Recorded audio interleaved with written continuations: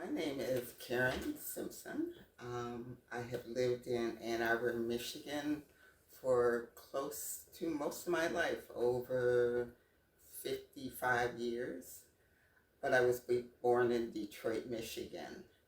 Um, how I got into art is that I was the daughter of a home economics teacher who taught me a lot of skills about working with fabric and food. But so I was taught to sew maybe when I was about 10. I started making my clothes when I was about 12 or 13. But I didn't become a quilter until well into um, my 40s. I think I was around 45. And I guess I'm going to just put a note beside that, because becoming an artist shouldn't be something that you start when you're young. I think it's important to understand that art and the ability to create things is a lifelong project, and that if you feel inspired to work with art, that you should go ahead and do it. I see too many people who think that being an artist should start when you're 20, and that's not the case. As I said, I didn't start to become an artist until I was 45, and I did not expect to become a quilter at all.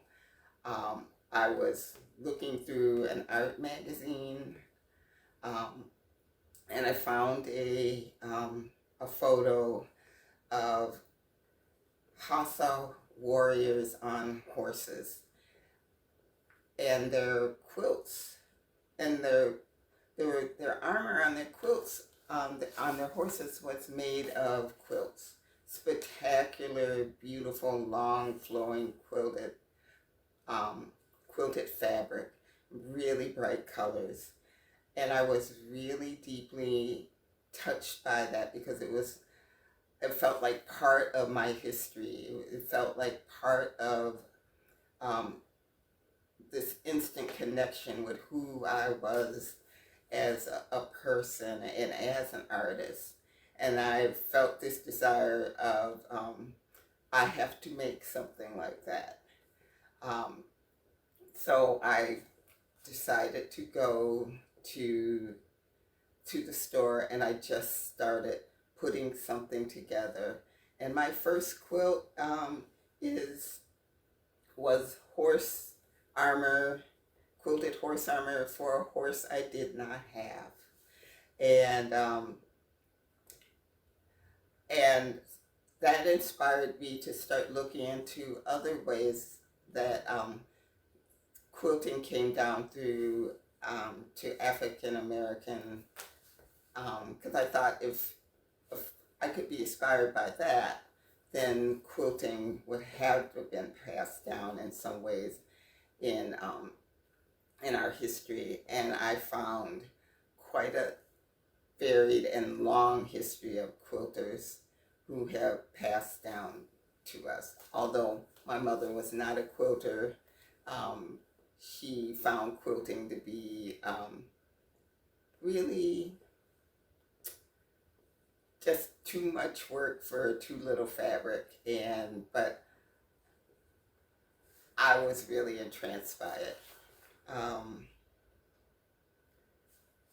I think in this short of time, what I would really like people to understand about art and making art is that art is, particularly for African Americans, is a form of resistance. We have always sung and danced, and as a way of making our lives better.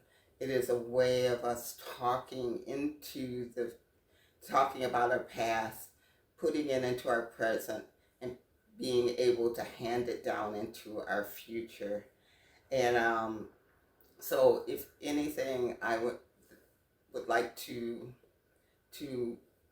say about my work is that this quilt is my um, my saying to all of us that we need to resist and celebrate who we are.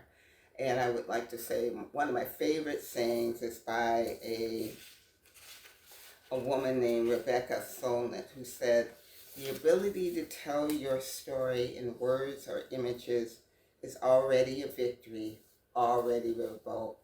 Everybody has a story, everybody, and everybody should be working to preserve their stories and pass it on, and so that their lives are richer, so that their children's lives are richer, so that all of our lives are richer.